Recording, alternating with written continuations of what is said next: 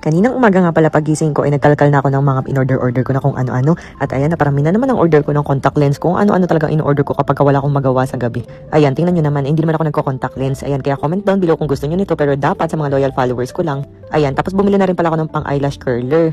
Pero tawang-tawa talaga ako kasi wala naman talaga akong pilik mata, napaka-unti lang. Ewan ko ba kung ano i-curl ko. Pero yung mga anak ko, grabe pati si Nathaniel, napaka-haba ng pilik mata. So ayan, tinirist-tirist ko nga pala yun kagabi. Walang magawa. Ayan, so itetesting ko na nga siya and ang init-init pala nito. Medyo napaso pa ako. Ayan, kaya nadala na naman tayo. Okay, comment down below kung sino may gusto nito. Ayun nga pala yung napaso ako, guys. Medyo okay na kasi pinutok ko siya kagabi. So yung mag-ama ko tulog pa pala niyan, si Nat and si Nathan, and nagtatami time naman si Nathaniel.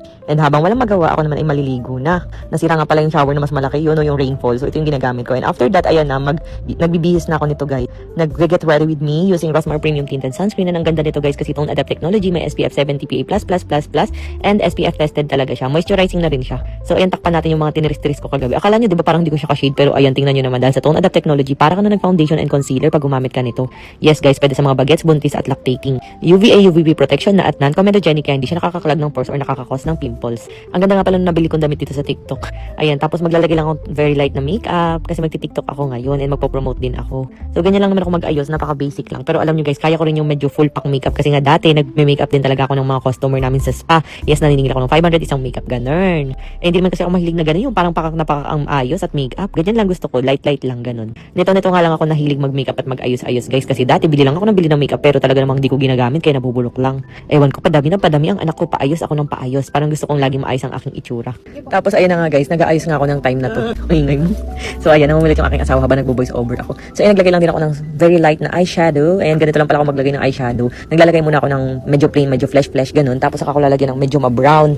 Ayan, tapos kikis-kisin ko lang ng ganyan para mag-blend siya.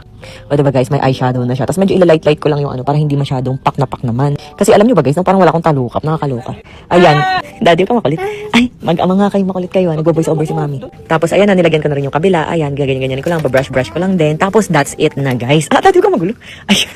Tapos, ayan. Sabi nga ng asawa ko, bakit daw ako ayos na ayos ngayon? Ikaw saan daw ba ako? Pupunta yung laptop ko, baby, sinipa mo. Ano ba naman itong voice over na to? Ang kukulit nyo.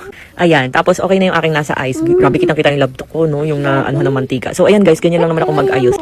And ayan, magsusuklay lang tayo, guys, para naman hindi ako mukhang bruha. Ang dami dito sabi na hair extension daw yung buhok ko. Hindi kaya, legit hair ko to, guys. And ang tagal-tagal ko tong pinahaba. Ayan, tapos magbo-blower lang tayo para naman hindi ako mukhang basang sisiw. Naalala ko tuloy yung condo days. Lagi akong parang basang sisiw, no? Kasi ang ginagawa ko, lumalabas ako kahit na walang ayos, hindi nag-blower. Daddy, ang ingay nyo. Ang gulo yung dalawa. Kaya maingay. Ayan, kasi guys, nakaunan sa akin ngayon yung mag-ama ko at nangungulit-ngulit habang nagbo-voice over ako. Ayan, so nagbo-blower. Ganon. Hindi kita bilan ng toys.